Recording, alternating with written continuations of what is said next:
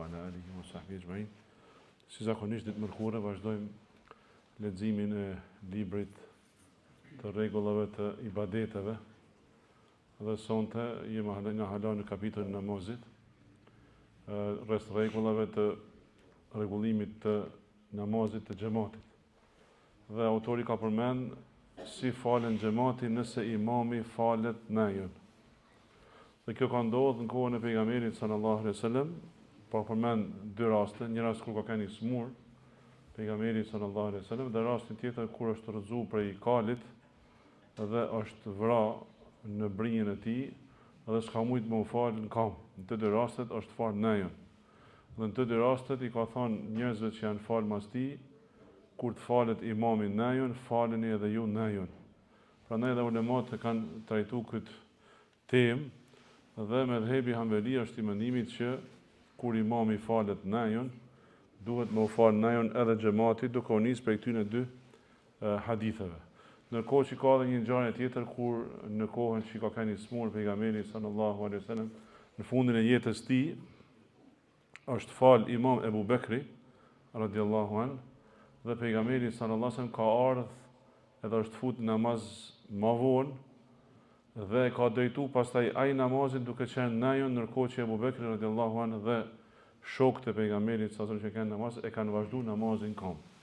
Prandaj mendimi që ndoshta i bashkon deri diku argumentet që përmenden është se nëse imami fillon namazin kam, mirë po gjatë namazit ulet najon për ndonjë rast, s'mundet me ndonjë kam, ka dhimbje apo të ngjashme, atëherë xhamati vazhdojnë me fal namazin në kam edhe pse imami është u fal najon. Dhe për me dalë prej diskutimit të ulemave, nëse imami është në gjendje që s'mund me ndonjë kam, atëherë e autorizon mos mirë dikën tjetër që me drejtu namazin, ashtu që të dilet prej këtij diskutim që kanë pas ulemat se a duhet më fal dhe xhamati najon nëse falet imami prej fillimit të namazit najon. Pastaj ka folur për drejtimin e safeve dhe se pejgamberi sallallahu alaihi wasallam ka nxit për më drejtu safat dhe ka thënë të itmami sufufi min tamami salat, ose tasfiyati sufuf, drejtimi i rreshtave në namaz është pjesë e plotësimit të namazit. Janë shumë hadithe që flasin për këtë temë, kur i kanë nxit drejtorin rreshtat sikur drejtohen me lekt para Zotit tyne, sahabët e kanë pyetur e si drejtohen me lekt para Zotit tyne. Pejgamberi sallallahu alaihi wasallam i tregon dhe thotë se e plotësojnë rreshtin e parë, pastaj tjetrin dhe kështu me radhë, dhe i ka thënë nëse është nevoja apo nëse ndodh në një parregullsi në rreshtat e namazit, le të jetë parregullsia në rreshtat e fundit. Pra në rreshtat e parë është mirë që rreshtat me kanë të drejtuar edhe të plotësuar. Po ashtu ka përmend autori edhe se si janë të plotësuar rreshtat, se sahabët tregojnë se pejgamberi sallallahu alaihi wasallam i ka mësuar që me i drejtu shpatullat njëri me tjetrin, me i pas drejt dhe afër njëri tjetrit, ashtu edhe qafat, pra krejt trupat me ndaj drejt në një vijë, dhe sot sikur donte me na rregullu ne sikur me na bë me vizore. Dhe një herë kur e pa një person i cili kishte dalë me pjesën e tij të përparme, me gjoksin e tij ose me barkun e tij, kishte dalë prej safit, i tha: "O robët e Allahut, a do t'i drejtoni rreshtat e juaj apo Allahu do të përçajë mes jush, apo do të përçaheni mes jush?" Në pjesën tjetër të hadithit i thot pejgamberi sallallahu alaihi wasallam: "Unë ju shoh ju edhe mbas shpinës teme."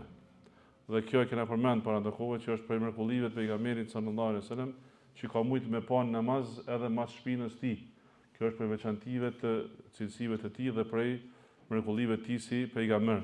Dhe i ka këshilluar sahabët që nëse ka vend bosh në safin përpara, me plotësuar më një herë vendin që është bosh, dhe ka thënë Allahu e bekon atë i cili e plotëson safin që është i mangët, e kundërta nëse dikush e lën safin mangët, ai është larg bekimit të Allahut subhanahu wa taala e kështu me radhë. Pra gjitha këto hadithe tregojnë se duhet patjetër me rregullu safet drejt dhe pa shprasësira përpara se me fillu namaz.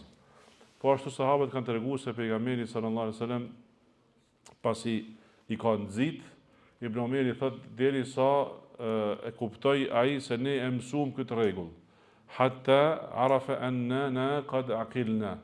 Deri kur ka kuptuar pejgamberi sallallahu alaihi wasallam se tashmë sahabët e kanë mësuar rregullin si duhet me rregullu safet, pra ky sunet ose këto fjalë duhet me përdor imami derisa të mësohen njerëzit me drejtu safet. Kur të mësohen njerëzit me drejtu safet, me drejtu rreshtat, atëherë nuk është gjithmonë e nevojshme me ju përsërit kjo fjalë. Mirë po, kur ndodh që është namazi i xumas, ku vinë edhe njerëz që ndoshta janë të rregullt namaz ose që vinë vetëm në xumë në xhami, atëherë ka nevojë me ja përsërit këtë çështje ashtu që të rregullohen safet mirë dhe preferohet që ose imami vetë me bë këtë punë ose me autorizu dikën prej xhamatit që i drejton rreshtat dhe mos të fillojnë namazi pa u drejtuar rreshtat. Pse? Sepse thamë në fillim pejgamberi sallallahu alajhi wasallam tha, rregullimi i rreshtave është pjesë e plotësimit të namazit. Pastaj sahabët tregojnë se kur e kena marrë vesh të rëndësinë e kësaj punë, i kena afru kam dini me tjetrin, i kena afru shpatull dini me tjetrin. Mirë po pyetja është, a ka nevojë me kam të afruar aq shumë sa që me shtyp kama e njëri tjetrin, apo mjafton me kam të afruar sa që mos me pas shprastësira mes safit. Mjafton me kanë të afruar sa që mos me pas shprastësira mes safit, që me kanë trupat drejt, shpatullat drejt dhe kam drejt. Pse e thona këtë? Ulemat kanë thonë një pjesë të hadithit përmendet se sahabët kanë thonë, sikur të na kishe pa në njërin prej nesh e ngjite kamen me kamen e vllajit vet në krah, nynin e kamës me nynin e kamës tij dhe gjunin e tij me gjunin e atij që ka afër. Tash ti kamen ke mundësi me afru, edhe nynin e kamës pak ke mundësi me afru, a ke mundësi me afru gjunin me gjunin e tjetrit duke qenë namaz të kam? Jo. Ulemat për kësaj fjalë kanë kuptuar dhe kanë thonë se qëllimi i sahabëve është me tregu se sa ata janë mundu që me plotësu safin maksimalisht. Mi po jo që të kuptohet ky hadith fjalë për fjalë që me afru gjunin me gjunin e tjetrit, sepse ti s'ke mundësi me bë këtë. Qëndrimin namaz në pozicionin normal që e ka secili nuk ja lejon që me afru kamën po, nynin deri diku po, shpatullën po, mirë po, gjunin me gjunin është e vështirë dhe e pa arritshme që mu bashku namaz. Prandaj edhe qëllimi për këtyre haditheve, Allahu Teala alem, është që me u motivu muslimanët dhe me u përpjek që mi plotësu safet në mënyrën më të mirë. Mirë po mos të bëhet kjo pjesë e namazit e cila e angazhon falësin gjatë namazit. Kjo vlen apo duhet të bëhen fillimin e namazit. Nëse gjatë namazit ai që e ke në krah e ka largu kamën, ti se ke obligim gjatë namazit me njek me kamën tënde derisa t'ia prekësh kamën atij, qoftë ai djathtas ose majtas. Këtë e kanë përmendur e mot, e kanë përmendur dhe kanë thonë, kjo është me u marr namaz me diçka që s'je i urdhnuar me u marr me të. Në fillim të namazit po, je i urdhnuar që me i drejtu rreshtat, me i afru rreshtat, mos me lanë shprastina për shejtanin. Mirë, por nëse gjatë namazit ndodh diçka e tillë, atëherë nuk është obligative që ti patjetër me u marr me këtë çështje dhe me e korrigju atë gjatë gjithë namazit. Kjo e para. E dyta, ndodh që ka njerëz të cilët ndjekin shkolla juridike apo mëdhëbe, të cilat nuk e shohin këtë si obligative ose si një sunet të fortë, por e shohin thjesht si mustahab, e pëlqyeshme. E ai ndoshta nuk don që ti me afru kamën te kama e tij, mos e afro kamën te kama e tij. Nëse mesin 2 gishta apo 3 gishta sprastir, kjo është një sprastir e vogël e cila nuk e prish rregullin e plotësimit safit. Por nëse metet vend bosh i madh, atë kjo duhet mush patjetër. Por nëse metet 2 gishta, 3 gishta, atëherë nuk ka problem dhe mjafton që të jeni drejt në rresht dhe mos të jetë njëri para njëri mbrapa që mo realizu obligimi i plotësimit të rreshtave. Gjithashtu e njëjta vlen edhe për gratë. Nëse gratë falen bashkë, edhe ata në njëjtën mënyrë i plotësojnë rreshtat, vetëm se me ndryshim që te gratë ajo që e drejton namazin preferohet që me kenë midisin e grave mes tyre dhe mos me dalë përpara. Nëse del përpara sikur burrat, prap namazi është i saktë dhe nuk prish punë. Po transmetohet se Aisha radhiyallahu anha është falë me një xhamat grash dhe është falë në mesin e grave, pra ka kenë në mesin e safit. Personi që falet vetëm me imamin qëndron gjithmonë krajin e djathtë të imamit. Ibn Abbas tregon radhiyallahu anhu se është falë herën katmojt, dhe se pejgamberi sa më ka për veshit, edhe ka qit prej mbrapa dhe ka qit krahun e djathtë. Dhe thotë nga vendosur në krahun e djathtë. Kjo ka ndodhur edhe me Xhabirin radhiyallahu anhu, ka kënë të falë në krahun e majt, e ka kapë ka qit në krahun e djathtë, pastaj ka ardhur dikush tjetër dhe është vendosur në krahun e majt. Pra njëri kënej.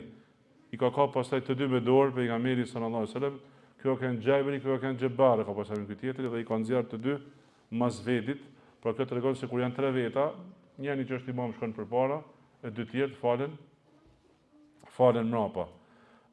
Po ashtu ka përmend autori ka përmend rregullin se çfarë është gjykimi për atë që falet vetëm në një saf të ri pa nevojë. Sepse ka ardhur në transmetim se pejgamberi sallallahu alajhi wasallam ka thonë nuk ka namaz ai i cili falet mas safit vetëm. Pra vjen rresht i parë është haloj pa plotsu ose ka vend më fut në rresht dhe ai falet vetëm mrapa. Ky hadith tregon se namazi i tij është i pasakt. Dhe ky është mendimi i Hambelive. Mirë po, shumica dietarëve thonë që namazi i tij është inshallah i sakt nëse ai e ka bërë këtë punë prej domosdoshmërisë. Pra nëse ka ardhur dhe ka gjetë safin të plotsuar, siç notet e na, shpesh ku safi plotsohet prej njërit mur deri në tjetrin, dhe personi s'ka ku mu fal, atëherë personi falet mbrapa dhe nuk prish punë sepse nuk ka pasë ku mu fal. Në disa mëdhëpe thonë do të më tërheq dikën prej përpara. Mëdhëpi Hanefi thotë do të më tërheq dikën prej safit parë, me qit saf dytë mu fal me ty që ti mos më fal vetët.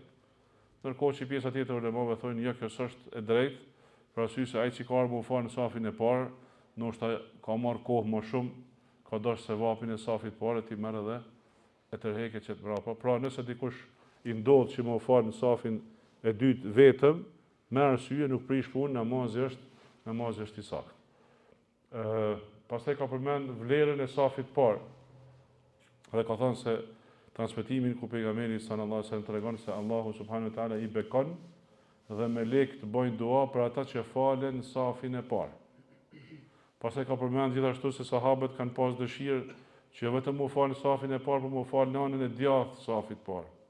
Pse? Jo ata që ishin ndërës për para, por të tjerë. Pse mu falë në anën e djathtë? E janë të mojtën? Sepse thojnë pejgamberi sallallahu alajhi wasallam kur ka marrë namazin, ka thënë selam si djathtas si mojtas, është kthyer krahun e djathtë. Edhe thonë e kena pas gjithmonë përballë sa është kthy mos namazit. E kena pas shef me e pa, bile sahabët transmeton dhe thotë e kam dëgjuar thotë që mos i është kthy ka në, pra ka ana e djathtë e safit edhe ka pas përballë, do të thonë nuk është kthy kështu, po është kthy pak shtremt nga ana e djathtë. E kam dëgjuar të thonë pejgamberi sallallahu alajhi wasallam Allahumma qini adhabak yawma tab'athu ibadak o Allah më mbro prej dënimit tënd atë ditë kur keme i ngjall robët e tuaj. Pra kjo preferohet që me kenë në safin e parë, me kenë anën e djathtë safit parë. Po ashtu ka shtesë pastaj përmendëm gjykimin e të qëndrumit të fëmijëve në safin e parë. Disa prej ulemave kanë përdorur një transmetim i cili nuk është i saktë, se s'bën me kanë fëmijë në safin e parë, ndërkohë që kjo nuk është e saktë. Por nëse fëmijët vinë në safin e parë, nuk prish punë. Mirë po diskutimi është nëse fëmijët vendosen pas imamit, sepse në hadith ka ardhur li yaliyani minkum ulul ahlami wan nuha, le të falen mas meje prej jush ata që janë mundesh me thonë më të urtit. Disa ulema kanë thënë ata që i dinë më mirë rregullat e namazit, disa kanë thënë ata që dinë Kur'an më shumë që më ndihmu imamin nëse ngatrohet gjatë leximit. E në këtë rast kanë thënë preferohet që me aqit fëmijën mrapa dhe me dalë dikush përpara që i plotson të kushte. Njëherë ka kënë të ufal një prej tabeinëve, ka isë se ka pas emrin, edhe thotë kam kënë të ufal, thotë duket po s'ka bëj përmend edhe qytetin, po s'm kujtohet tash. Dikush të erdhi edhe më ngrihej thotë më qiti mrapa, edhe ma xhuni vendin saf parë, mas imamit. Kjo ka një vogël. Thotë ta namazet thotë s'kam ditë si jam falë, se kam pas mendën pse ma bani këtë punë. Dhe mas i mbaroi thotë namazi, me një herë thotë shkova ju afrova me pyet se pse ma bani këtë punë, kur e pashta ishte Ubej ibn Kabi. Ubej ibn Kabi, sahabi i cili është prej hafizëve të mëdhenj të Kuranit. Dhe i ka thënë Ubej mos u bën nervoz se kështu na kanë mësuar në kohën e pejgamberit sallallahu alaihi wasallam, pra që mas imamit mos më fal fëmijët, por më fal ata të cilët janë më të rritur mosh, më të pjekur dhe i dinë rregullat e namazit, që nëse ka nevojë imami me dal prej namazit, me pas kush me drejtu namazin. Wallahu ta'ala alam, wa sallallahu ala nabiyyina Muhammad.